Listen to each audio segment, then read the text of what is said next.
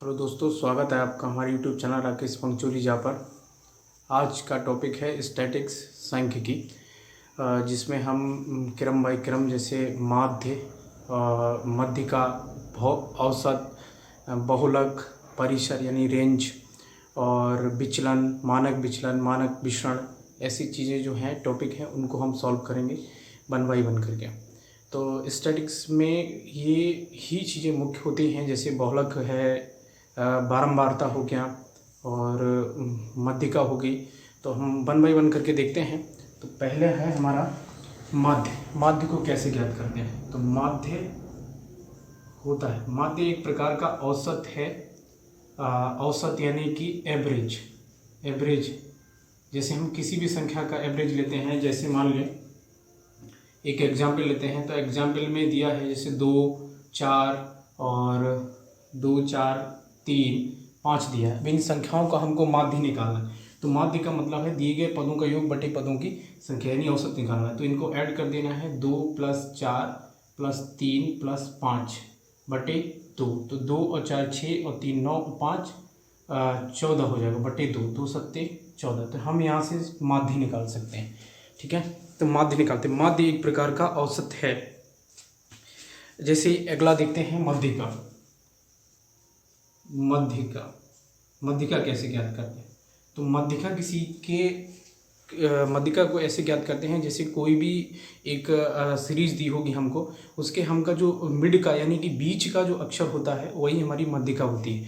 अगर बीच का अक्षर नहीं होता है, जैसे ऑड नंबर होता है, तो उसमें मध्यिका कैसे निकालते हैं। तो जैसे मान लीजिए 2, 4, 6, 8 दिया है और 9 दिया है, इसमें अगर मध्यिका ज्ञात करें तो मध्यिका क्या होगी, 6 हो जाएगा। अगर कोई ऐसा संख्या होता है जो पूरा बीच में संख्या नहीं फंस रही है, जैसे एक एग्जाम्पल लेते हैं, जैसे लिखा हो 2, 4, 6, 8, 9, 10। तो अब 2 इधर से, 2 इधर से, मगर अब यहाँ पर बीच में कोई अंक नहीं आ रहा मध्यिका, तो इन दोनों पदों को ऐड कर लेना है। 6 + 8/2 टोटल हो गया 6, 8, 14 बटे 2, 2 सत्ते 14। तो हमारी जो मध्यिका आएगी वो कितनी आएगी, 7 आएगी। तो इस तरीके से हम मध्यिका को भी ज्ञात कर सकते हैं। अब बात करते हैं बहुलक कैसे ज्ञात करते हैं।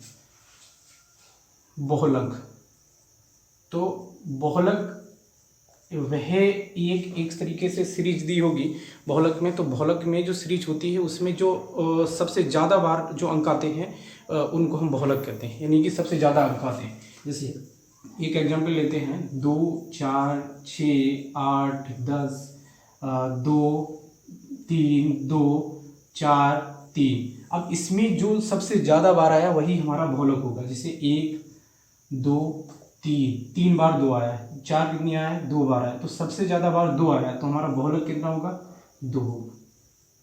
जो संख्या सर्वाधिक बार आए वही हमारा बहुलक होता है। सर्वाधिक बार आए वही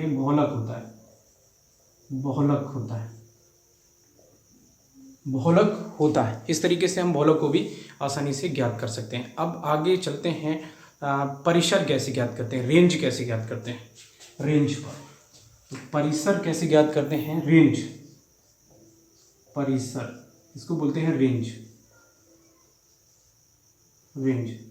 इसमें क्या है, जो आपको सीरीज दी होगी उसमें सीरीज में जो सबसे ज़्यादा बड़ा डिजिट होगा, जो सबसे बड़ा अंक होगा, उसमें से छोटे अंक को घटाना है, वही हमारा परिसर यानी रेंज होता है। जैसे एग्जाम्पल लेते हैं, 2 और 6, 8, 10 और यहाँ पर 12। अब इसमें सबसे बड़ा अंक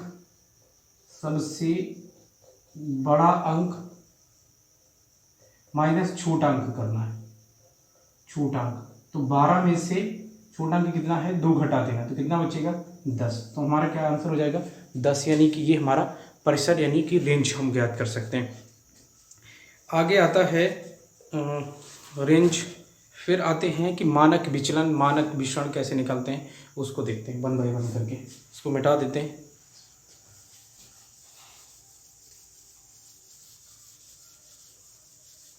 मानक विचलन में हमको सबसे पहले माध्य निकालना होता है। मानक विचलन में माध्य को ज्ञात करेंगे, मध्यिका को ज्ञात करेंगे, फिर उसके बाद मानक विचलन पर चलेंगे। जैसे लेते हैं, यहाँ पर हेडिंग है आपका, अगला जो टाइप है वो है मानक विचरण, मानक विचरण। मानक विचरण कैसे निकालते हैं, ये विचलन कहो, ये विचरण कहो। तो जैसे एक एग्जाम्पल है 10,10, 9,10, 10, 11, 10, 11, 10, 11, 9, 10, 11, 9। अब इस तरीके से इसमें हमको मानक विचरण कैसे निकालना है, तो मानक विचरण के लिए हमें सबसे पहले माध्य निकालना होगा। अब माध्य का मतलब होता है औसत दिए गए पदों का योग बटे पदों की संख्या। हम इनको सबको जोड़ लेते हैं, 10 + 10 + 9 + 10 + 10 + 11 + 10 + 11 + 9 बटे दिए गए पदों का योग बटे पदों की संख्या। 1, 2, 3, 4, 5, 6, 7, 8, 9 बटे में 9 करते हैं। इन सबको जोड़ लेते हैं, 10 और 10 20 और 10 30 40 50 और 50 और 20 70 और 20 कितना हो जाएगा, 90 हो जाएगा। तो हमारा माध्य कितना हो गया, ये 90 बटे 9, यानी कि माध्य आ गया 10। माध्य कितना आ गया, 10 आ गया। अब हम इसको मानक, अब हमको ज्ञात करना है मानक विचरण। तो मानक विचरण को कैसे ज्ञात करते हैं, तो हम इसकी पहले मध्यिका निकालते हैं। मध्यिका नहीं भी निकालो तो भी कोई दिक्कत नहीं, इसको कैसे मानक विचलन निकालते हैं डायरेक्ट। मानक विचलन, मानक विचलन में एक रूट लेना है आपको, तो रूट। अब ये जो माध्य आया आपको, उसी में से जितने भी पद दिए गए हैं उनको क्रम बाई क्रम घटाकर उनका स्क्वायर कर देना है। जैसे ये जो 10 है, 10 में से 10 जाएगा, 0 बचेगा, यानी 0 का स्क्वायर, प्लस फिर ये 10 में से 10 घटेगा तो 0 का स्क्वायर, प्लस अब 10 में से 9 जाएगा तो 1 बचेगा, 1 का स्क्वायर। आपको प्लस माइनस पर ध्यान नहीं देना है, चाहे छोटी संख्या हो चाहे बड़ी संख्या हो। तो 10 में से 9 जाएगा, इसी क्रम बाई क्रम इनको लिख देना है। 0 का स्क्वायर प्लस 0 का स्क्वायर प्लस 1 का स्क्वायर, प्लस इसको मिटा देते हैं, प्लस 1 का स्क्वायर प्लस 0 का स्क्वायर प्लस 1 का स्क्वायर प्लस 1 का स्क्वायर बटे कितने पद हैं, 9 पद हैं, 9। अब इसको सॉल्व कर लेते हैं। अंडर रूट में ये कितना हो जाएगा, 1 2 3 और ये 4 हो गया, यानी कि 4 हो जाएगा, 4 बटे 9। अब इसका रूट लेंगे तो ये आ जाएगा 2 बटे 3, क्योंकि 4 का वर्ग 2, 9 का वर्ग 3 होता है, तो 2 बटे 3 आपका आंसर हो गया। इस तरीके से हम मानक विचलन को आसानी से ज्ञात कर सकते हो। तो हमने सबसे पहले क्या देखा, माध्य देखा, माध्य को कैसे ज्ञात करते हैं, फिर उसके बाद मध्यिका देखी, मध्यिका कैसे ज्ञात करते हैं, फिर बहुलक देखा, बहुलक कैसे ज्ञात करते हैं, अब मानक विचलन देखा, रेंज देख लिया, परिसर कैसे ज्ञात करते हैं। अब उसके बाद एक आता है विचरण गुणांक, विचरण गुणांकों के कैसे ज्ञात करते हैं।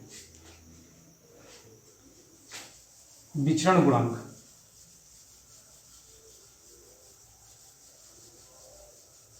विचरण गुणांक में जो भी विचरण गुणांक को ज्ञात करते हैं, तो विचरण गुणांक का सूत्र जो होता है, सूत्र कुछ नहीं होता है, जो भी उसका आंसर आता है वो प्रतिशत में आता है विचरण गुणांक का। तो देखें कैसे ज्ञात करते हैं विचरण गुणांक को। विचरण गुणांक, विचरण गुणांक, इसको कैसे ज्ञात करते हैं, तो एक एग्जाम्पल लेते हैं, उससे ज्ञात करते हैं। एग्जाम्पल है जैसे, एग्जाम्पल है इसका,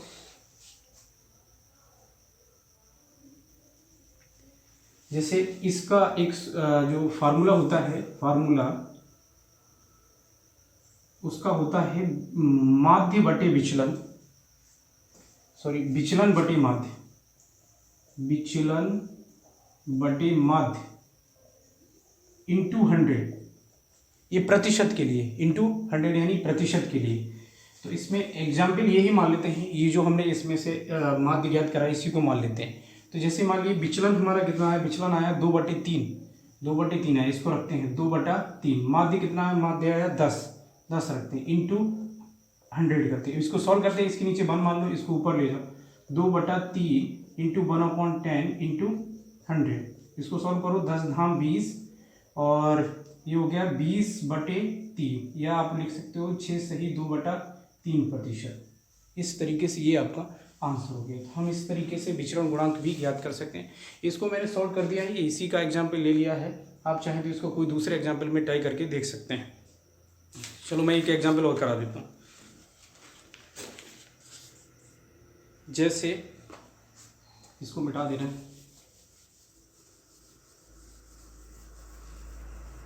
जैसे मान लीजिए एक एग्जाम्पल है, एग्जाम्पल में माध्य आपको दे रखा है, माध्य दे रखा है 20 और विचलन दे रखा है 4, विचलन 4 दे रखा है। अब उसने पूछा है आपसे कि विचरण गुणांक ज्ञात कीजिए, विचरण गुणांक ज्ञात कीजिए, गुणांक बराबर क्वेश्चन मार्क, इस तरीके से ज्ञात करना है। तो कुछ नहीं करना है आपको, सिंपली उसी तरीके से फार्मूला लगाना है। जैसे विचलन बटे माध्य इंटू 100, तो विचलन कितना है 20 बटे विचलन कितना है 4, माध्य कितना है 20 इंटू 100, तो 20 पंजे 100, 5 चौक 20%। इस तरीके से मानक विचलन हम ज्ञात कर सकते हैं। होप, हम आशा करते हैं कि आपको ये टॉपिक समझ में आया होगा। अगर टॉपिक अच्छा लगे तो हमारे चैनल को सब्सक्राइब कीजिए, लाइक कीजिए, कमेंट करके अगर कोई टॉपिक की क्यूरी हो तो उसको कमेंट में ज़रूर बताएं। देखने के लिए धन्यवाद।